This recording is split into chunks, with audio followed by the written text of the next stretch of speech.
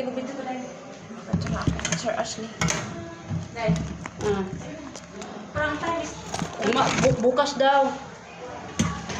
So ano to, 1:41. Bukas daw yung appointment natin. Dahil tayo.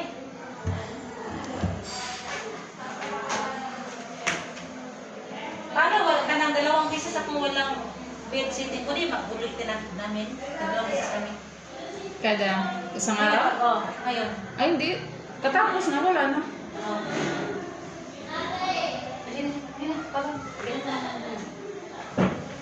Ay, dapat i-pelo ang una ko na doon.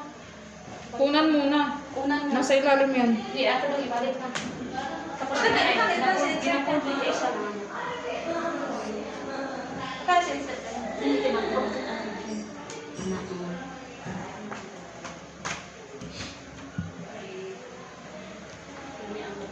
Tandaan nyo yung